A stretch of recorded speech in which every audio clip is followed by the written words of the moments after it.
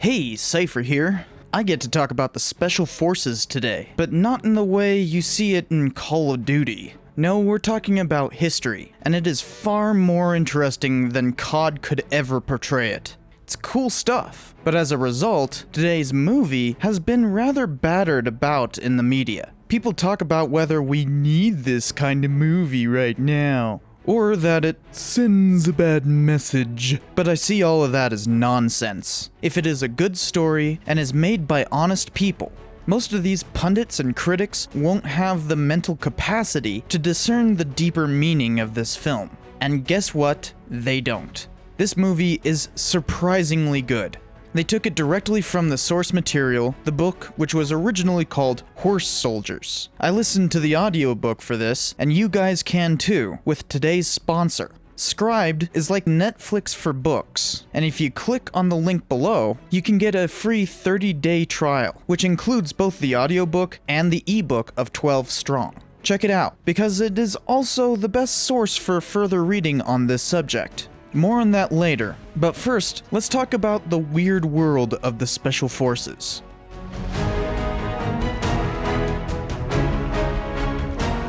They're elite corps commandos, nameless and faceless in 100 newsreels and dispatches. There are a lot of misconceptions when it comes to the US Army's Special Forces. First of all, doing special operations is not the same as being Special Forces. While I was in Afghanistan, we did a couple of missions in conjunction with OGA and ODA. I was on an OGA base, but I could never be considered SF. I was a different kind of SF, I guess. Security forces for the Provincial Reconstruction Team. We guarded convoys. Like super secret squirrel stuff, right? You get my point. Don't mix Special Forces with Spec Ops. Spec Ops is an umbrella term. SF are the Green Berets, with a distinct history of their own. The problem with that history is that very few of these soldiers have written memoirs and much of their work remains classified. We'll get to how this film was researched, but suffice it to say, the myths that surround these soldiers and their exploits is simply due to lack of knowledge. Just like any myth, they originate from trying to tell stories without the evidence necessary to tell them. There are official unit histories for anything in the Army, and the various SF groups are no different. The original Special Forces was formed in the aftermath of World War II. Units such as the Office of Strategic Services, or OSS, learned how to foment unconventional warfare by helping partisans behind enemy lines. You know, like helping to create resistance movements with local fighters, and engaging in guerrilla warfare. While the OSS would go on to become the Central Intelligence Agency, the Army still needed soldiers versed in that kind of warfare. There had already been a long history of guerrilla warfare in the Army, with the Indian and Philippine Wars, but the addition of cultivating local fighters was new. In 1952, they created the first Special Forces group, ironically numbered 10. You mean the 10th Special Forces group is the first? Yep. But what about the first Special Forces group? Now you get why people are so confused by this stuff. The first was actually the third to be created in 1957. Trust me, you've never experienced bureaucracy like the Army. But we don't need to get bogged down in the individual units. The point is, the Green Berets were a thing by 1952. They originally prepared for a potential Soviet invasion of Europe. These guys basically trained to wait out the initial invasion and start a bunch of fighting behind enemy lines, just like the French resistance in World War II. All new wars begin by fighting like it was the last one. But that didn't last long. Trouble was a-brewin' in Vietnam. Special Forces had actually trained fighters in Southeast Asia a few times in the 1950s, as part of the military advising the US was doing. But President Kennedy swore to let every nation know, whether it wishes us well or ill, that we shall pay any price, bear any burden, meet any hardship, support any friend, oppose any foe to assure the survival and the success of liberty. Yes, Kennedy wanted to escalate Vietnam, and he certainly did by sending the Green Berets. They went in as force multipliers, as in, for every one of them, they would train a bunch of South Vietnamese to fight. They fought alongside the Vietnamese for much of the war, but they had to evolve over time because Vietnam kept getting worse, so their jobs expanded significantly. By the height of the war, they were experimenting with whatever counterinsurgency operations they could dream up. Coin, as it's called, has never been as extensively used as during Vietnam, and they sometimes got pretty underhanded. The CIA started using them in operations. The marriage of the OSS offshoots was a perfect match. The Green Berets were the troops who could blend in with locals and fight from behind enemy lines. After all, that's their purpose. So, if the CIA needed a mission into Laos to capture some dude, Special Forces were the troops to do it. After Vietnam, the Green Berets didn't get to do much. During the 70s, Special Forces created an offshoot called Delta Force, meant specifically to fight terrorism. Their first major operation was Task Force Eagle, where they attempted to rescue hostages taken by Iranians, but failed due to a sandstorm. Throughout the 1980s, SF was involved in a bunch of anti-communist wars in Latin America. They trained anyone who'd fight communists, and even started fighting narcotics trafficking down there. When the Gulf War came, they were the ones who did a bunch of cross-border stuff to get ready for the initial invasion, and then helped with making the Kuwaiti and Arab forces capable of fighting Iraqis.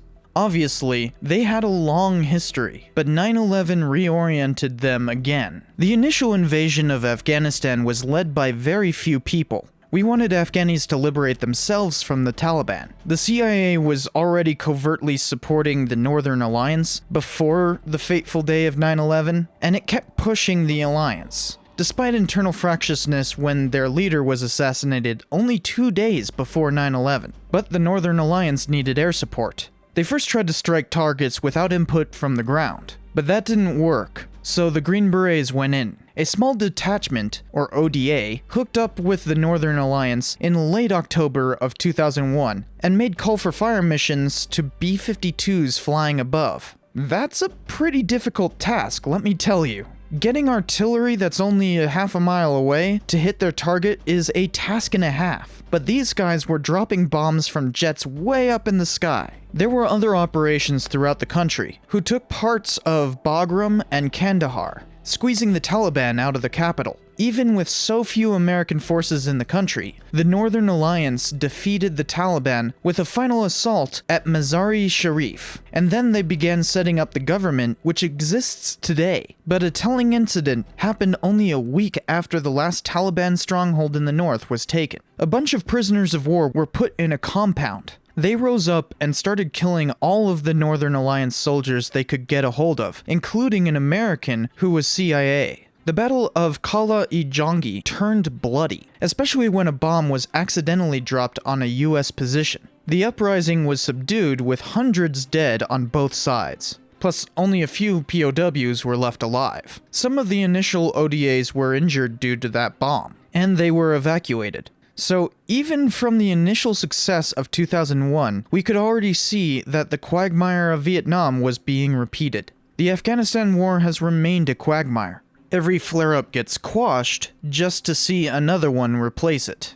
The US has firmed up its positions, but the war continues. The Special Forces are a significant part of that history. When I was there in 2009 to 2010, entire valleys were designated for Special Forces only. The Korengal, sometimes called the Valley of Death, became a black zone while I was in the province, and ODA took over operations there. There's a lot of history, and it is still ongoing, just as the Battle of qala-i-jangi illustrates.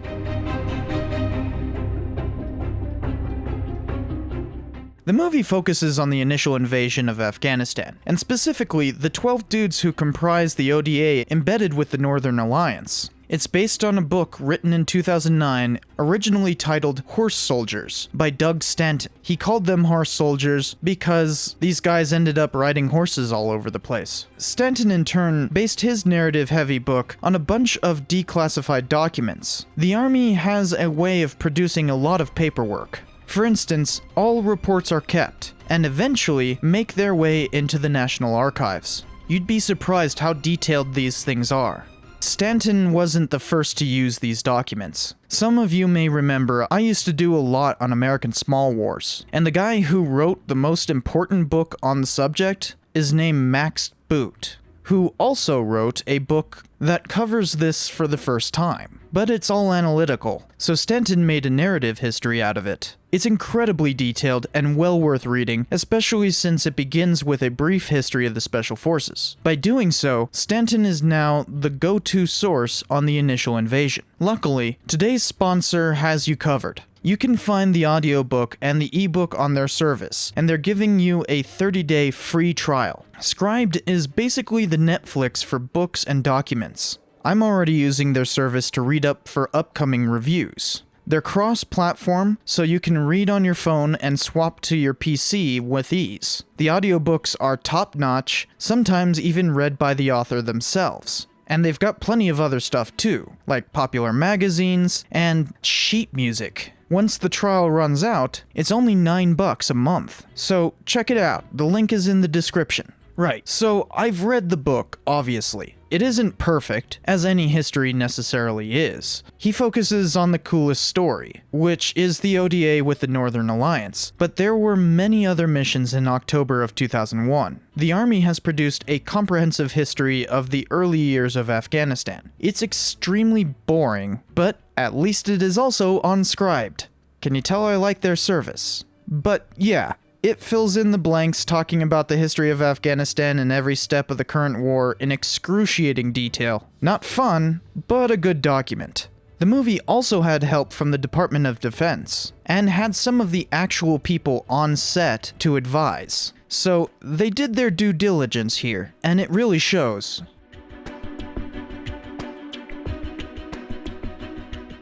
Where do I begin with this one? It's fantastic. I purposefully gave away as little of the plot as possible, because you guys should definitely watch this. As I've said before, it's important for a film to pick their battles.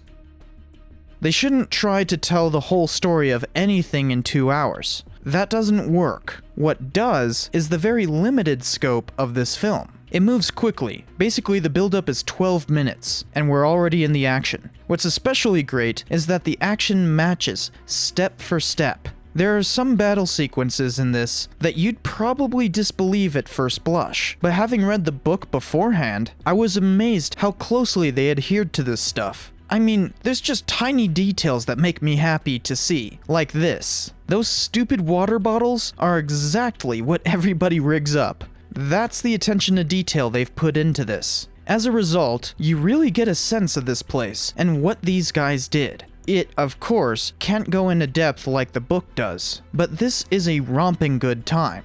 Of course, a lot of people seem to have a problem with that. The critical response to this film has been infantile and idiotic, and they fundamentally misunderstand what this movie is, purely for their own political grandstanding. The critical consensus reads, 12 Strong has a solid cast, honorable intentions, and a thrilling fact-based story, all of which are occasionally enough to balance a disappointing lack of depth and nuance.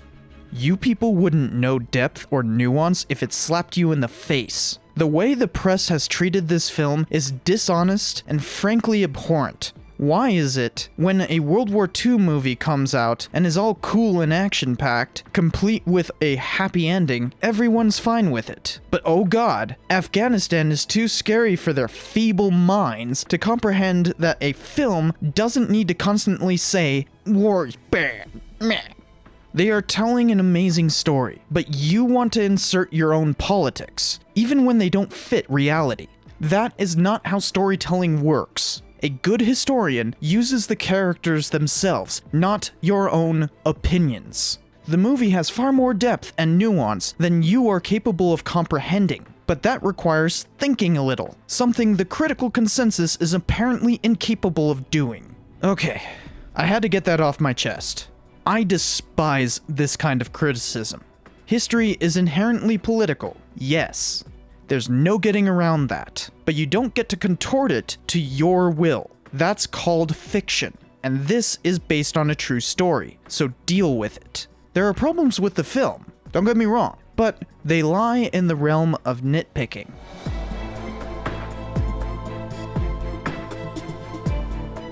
There's nothing really to complain about, honestly. The base camp they call K2 is too built up for what was actually there at the beginning of the operation. Basically, there shouldn't be so many tents. They don't show the craziness of putting everything together at Fort Carson, and Dostum, the Northern Alliance leader, didn't give his horsewhip to the captain until after the prison battle. Really, the only thing I wish there was changed is just to give more. Like, the prison battle would be really cool to see, and might even appease those dim-witted critics a little, since it was not a nice scene. I get why they cut it out though. Gotta end the movie somewhere. One problem that this movie inherits from the book is that it doesn't cover the other operations. After Mazar-i-Sharif, another ODA just shows up in the book, without any kind of explanation. I get that Stanton was following only one group of 12, but this gives the false impression that they were the only troops on the ground. Green Berets were in at least 4 different provinces by the end of October. They were an extremely small force for any given area, but it is important to recognize the US was throwing everything they could at this, not just pinning all of their hopes on a group of 12 dudes. The book also doesn't really talk about the CIA's role in everything, because they were basically everywhere. Heck, ODA 595 actually met an agent on the ground when they inserted into Afghanistan. Friendly, stand down! Weapons down! Let them up, it's your fucking escort. Let him up. So what about that guy's story? These omissions don't hurt the film though. Ultimately, the taking of Mazar-i-Sharif was up to just 12 dudes and their Afghan allies. The tenuousness of their diplomacy, tactics, and even some funny stories came through so well. As the titular horse soldiers had to learn how to ride horses, there are some honestly funny moments. Since I'm a cavalryman myself, I got a kick out of that. So I recommend this film wholeheartedly, and it is definitely a shoo-in for being on my highest rankings for 2018. Before I go, I want to remind you guys to check out Scribed. The link is in the description. Seriously, it is a fantastic service, and I'm really glad they sponsored this. Plus, they have the original book in ebook and audiobook forms. So, you should definitely click that link.